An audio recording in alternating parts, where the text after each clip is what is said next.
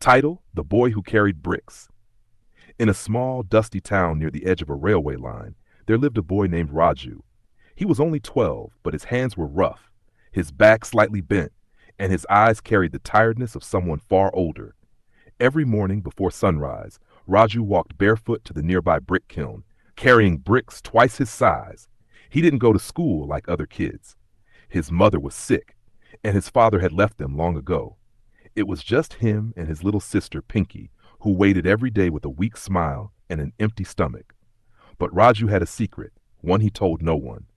He had found an old torn school book in the garbage one day. The cover was ripped off, the pages scribbled with names and numbers. Yet to Raju, it was treasure. Every night, after washing the dust from his body and feeding Pinky whatever food he could manage, he opened that book. He couldn't read most of it at first. The words danced. The numbers confused him. But he kept trying. He would sound the words aloud, trace the letters, and guess the meanings from the pictures. One day, an old man named Mr. Thomas, a retired teacher who lived near the kiln, noticed Raju drawing numbers in the dirt during his lunch break. "You like math?" he asked gently.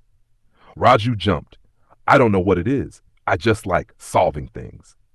The next day, Mr. Thomas returned with a slate, a chalk, and a storybook. "I'll teach you," he said, "but only if you promise never to stop learning." And that's how Raju's second life began. He would work all day, sweating under the sun, but every evening he met Mr. Thomas under a banyan tree. There he learned to read, write, calculate, and dream. He borrowed books from the old man's dusty shelves, books about the world, about inventors, astronauts, and engineers.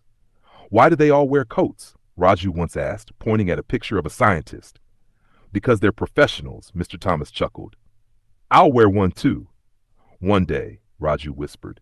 Years passed. Raju never stopped working, not just at the kiln, but on himself.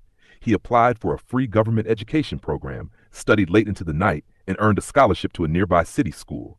The students there mocked his old clothes, his accent, his cracked hands, but Raju ignored them. He had carried heavier burdens. He studied relentlessly, eventually topping his class. With the help of Mr. Thomas and kind-hearted donors who believed in his spirit, Raju applied to a top engineering college and got in. Years later, a man in a crisp white lab coat stood before a crowd at an international science summit. His name tag read, "Dr. Raju Deshmukh, lead engineer on a project to provide clean drinking water to rural areas across India." When asked about his journey, he smiled and said, "I built my life the way I carried bricks, one piece at a time, never stopping, even when my back hurt. Because some dreams are heavier than bricks, but far more beautiful." And back in the village, under the same banyan tree, an old man smiled while reading the newspaper, proud tears rolling down his cheeks. "Would you like